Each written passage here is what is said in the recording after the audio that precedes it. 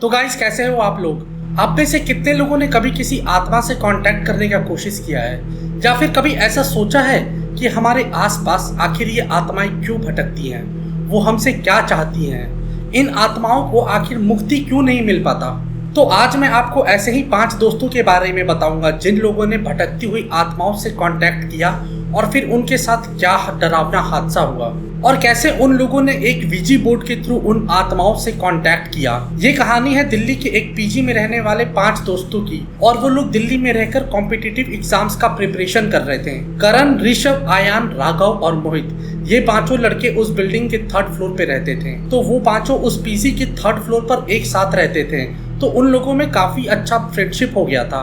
तो एक बार क्या होता है कि रात को उनकी बिल्डिंग में लाइट चला जाता है, तो वो लोग अपने छत पर चले जाते हैं और आपस में बात कर रहे थे। तो अचानक बात करते करते वो लोग भूत प्रेत और आत्माओं के बारे में बातें करने लगते हैं। तभी अचानक से मोहित उन लोगों से कहता है कि क्यों ना हम लोग आत्माओं को समन करें, उनसे बातें करें और ये जानने की कोशिश करें कि आखिर ये आत्माएं क्यों भटकती हैं। तो मोहित की बात सुनकर वो लोग सब बहुत ज्यादा उसके ऊपर हंसने लगते हैं, उसका वो लोग बहुत मजाक उड़ाते हैं। लेकिन वो फिर भी उन लोगों को समझाने की कोशिश करता है कि वो लोग वीजी बोर्ड के थ्रू आत्माओं से कनेक्ट कर सकते हैं, उनसे बातें कर सकते हैं। लेकिन उसके सारे दोस्त उसका बहुत मजाक उड़ाते हैं और फिर अगले दिन वो अपने आसपास के आरती शॉप में जाता है और वीजी बोर्ड के बारे में पूछता है। तो बहुत सारे शॉपकीपर्स उसको मना कर देते हैं, लेकिन एक शॉपकीपर उसको बताता है कि तुम चांदनी चौक में चले जाओ, वहां पर एक एंटीक शॉप है बहुत पुराना, वहां पर तुमको वो वीजी बोर्ड मिल जाएगा। और फिर उसके बाद मोहित चांदनी चौक जाता है और फिर उस एंटीक शॉप को बहुत खोजता है।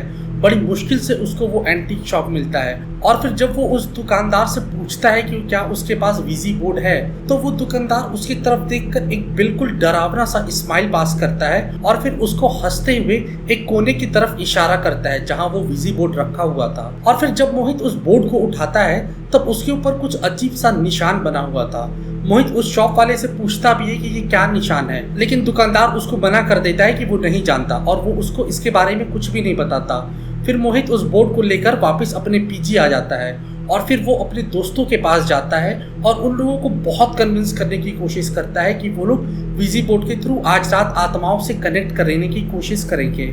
और फिर फाइनली उसके सारे दोस्त रेडी हो जाते हैं। फिर वो लोग प्लान करते हैं कि रात में 1 बजे के बाद वो लोग आत्माओं से कनेक्ट करने का कोशिश करेंगे, क्योंकि रात में 1 बजे के बाद आत्माएं बहुत ज़्यादा पावरफुल हो जाती हैं। तो क्या पता कोई आत्मा उन लोगों से संपर्क कर ले। तो गाइस, मैं आप लोगों को बता दूं कि इस वीजी बोर्ड को यूज़ करने का कुछ नियम भी होता है। आप बीच में इस गेम को छोड़कर कभी नहीं जा सकते, और जब भी आप किसी आत्मा से कनेक्ट होते हैं तो आपको उन आत्माओं को गुड बाय बोलना बहुत ज़रूरी है। इसका ये मतलब होता है कि वो आत्माएं अब आपको हार्म नहीं पहुंचाएंगी और वो आत्माएं वहां से चली जाएंगी। देखो, ऐसा ज़रूरी नहीं है कि तुम जिन आत्माओं से कनेक्ट होते हो वो आत्माएं तुम्हें हार्म नहीं करेंगी। वो आत्माएं आती तो तुम्हारे बुलाने पर हैं, लेकिन वो जाती सिर्फ अपनी मर्जी से हैं। और ऐसा ज़रूरी नहीं कि वो सारी आत्माएं सिर्फ तुम्हारा नुकसान करेंगी। हाँ, लेकिन कुछ आत्माएं हैं जो तुम्हारे साथ कुछ भी कर सकती हैं, और वो भी किसी हद तक। और इन 5 के साथ जो कुछ हुआ वो सुनकर तुम्हारे भी रोंगटे खड़े हो जाएंगे। तो फिर रात में जब 12 बजने वाला होता है तब वो चारों लड़के मोहित के कमरे में जाते हैं कि रात में वो लोग वीजी बोर्ड के थ्रू आत्माओं से कनेक्ट करेंगे। वो लोग उस कमरे का सारा लाइट्स ऑफ कर देते हैं, सारी खिड़कियां बंद कर देते हैं और उस बोर्ड के चारों तरफ मोमबत्ती जलाकर एक सर्कल में उस बोर्ड के चारों तरफ बैठ जाते हैं। और वो 5 अपनी उंगली को उस प्लैंकशीट के ऊपर रखते हैं और उसको उस बोर्ड के ऊपर गोल गोल घुमाते हैं 8 के शेप में। और फिर वो लोग एक एक करके पूछते हैं कि अगर कोई आत्मा हमारे आसपास है तो हमारे सामने आओ, हमें कुछ इशारा दो। और फिर वो एक एक करके इसी चीज़ को बार बार दोहराते रहते हैं, लेकिन उनके आसपास कोई भी हलचल नहीं होता। और फिर तभी आयान और करण बोलते हैं कि ये गेम बिल्कुल बकवास है, इसको खेलने का कोई फ़ायदा नहीं, यहाँ कुछ नहीं होने वाला। और वो लोग उठ के जाने वाले रहते हैं। और फिर तभी राघव उन लोगों से कहता है कि सिर्फ एक लास्ट चांस, वो एक ऐसी आत्मा को बुलाना चाहता है जो इस बिल्डिंग में पहले रहता था। तभी वो अचानक से कहता है कि कुणाल, अगर तुम हम लोगों को सुन सकते हो तो क्या तुम हमें इसका कुछ इशारा दे सकते हो? क्या तुम हमारे आसपास हो? और वो सब के सब बहुत एकदम चौंक जाते हैं और वो लोग राघव की तरफ देखने लगते हैं कि आखिर ये कुणाल है कौन। और फिर तब राघव उन लोगों को बताता है कि कुणाल इसी बिल्डिंग में रहता था और पिछले 2 साल पहले उसने इस बिल्डिंग से कूदकर सुसाइड कर लिया था। और फिर वो चारों भी कुणाल की आत्मा से एक एक करके कांटेक्ट करने का कोशिश करते हैं, लेकिन उस कमरे में कोई हलचल नहीं हो रहा था। और तभी अचानक वो प्लैंचेट धीरे धीरे मूव करने लगता है। वो चारों बिल्कुल थोड़ा सकपका से जाते हैं और फिर वो प्लैंचेट धीरे धीरे खिसकते खिसकते यस पे चला जाता है और वहां पर गोल गोल खूब तेजी से नाचने लगता है। और अचानक से सारी मोमबत्तियां बंद हो जाती है। उस कमरे में बिल्कुल अंधेरा और बिल्कुल सन्नाटा। किसी में इतना भी हिम्मत नहीं था कि किसी से बात कर सके। उस कमरे का सारा दरवाजा खिड़की बंद था, लेकिन उन लोगों को उस कमरे में तेज हवा चलने का आवाज आ रहा था और उस कमरे का टेम्परेचर धीरे धीरे गिरता जा रहा था। तभी राघव जोर से चिल्लाता है कि वो इस गेम को अब नहीं खेलेगा। वो इस कमरे से बाहर जा रहा है और वो उस सर्कल को तोड़ देता है। और वो जैसे ही उस दरवाजे के पास जाता है, मानो वो उस जगह पर बिल्कुल स्टक कर जाता है। उसके बॉडी में कोई मूवमेंट नहीं हो रहा था। और फिर ये चारों राघव पे चिल्लाने लगते हैं कि तुमने सर्कल तोड़ दिया, वापस आकर बैठो। लेकिन राघव तो दरवाजे के पास बिल्कुल फ्रीज होकर खड़ा था। उसके बॉडी में कोई मूवमेंट नहीं हो रहा था। लेकिन फिर एकदम से राघव का पूरा गला अचानक से उल्टा मुड़ जाता है और उसका चेहरा बिल्कुल बदल गया था। उसकी आंखें बिल्कुल सफेद हो गई थी और फिर एकदम से उसका शरीर हवा में झूलना शुरू कर देता है। और इन लोगों को कुछ भी समझ में नहीं आ रहा था कि अब क्या करें। ये लोग जोर जोर से चिल्लाना शुरू कर देते हैं ताकि इन लोगों का आवाज उस कमरे से बाहर जाए और कोई इन लोगों को बचाने के लिए आ जाए। लेकिन इन लोगों का आवाज उस कमरे से बिल्कुल बाहर नहीं जा रहा था। और कुणाल की आत्मा ने राघव के शरीर को पोजेस कर लिया था। और फिर राघव कुणाल की आवाज में उन लोगों से बातें करना शुरू कर देता है। तुम लोगों ने मुझे क्यों बुलाया और आखिर तुम लोग मेरे कमरे में क्या कर रहे हो? वो लोग जिस कमरे में उस गेम को खेल रहे थे वो पहले कुणाल का कमरा था। ये लोग सब बिल्कुल डर जाते हैं और ये लोग कुणाल से माफ़ी मांगने लगते हैं कि माफ़ कर दो भाई, माफ़ कर दो, बहुत गलती हो गया। अब से हम लोग ऐसी गलती लाइफ में कभी नहीं दोबारा करेंगे। लेकिन फिर कुणाल इन लोगों से कहता है कि इसका कोई माफ़ी नहीं मिलेगा, इसका सिर्फ एक सज़ा है और वो है मौत। और वो इन सबों की आत्माओं को अपने साथ ले जाएगा।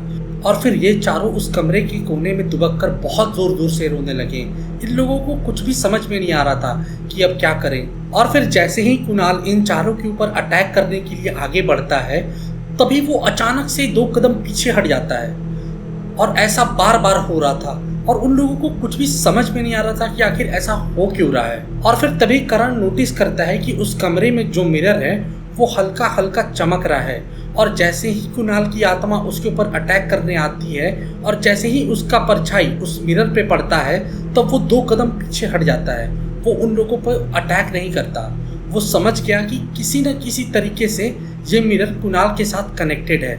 अगर शायद वो लोग इस मिरर को तोड़ दे तो शायद वो लोग बच जाए। एक्चुअली में क्या हुआ था कि 2 साल पहले जब कुणाल उस पीजी में रहता था, तब वो उसी कमरे में रहता था। वो पढ़ने लिखने में बहुत ब्रिलियंट स्टूडेंट था और उसी के कोचिंग की एक लड़की उसको बहुत ज़्यादा लाइक करती थी।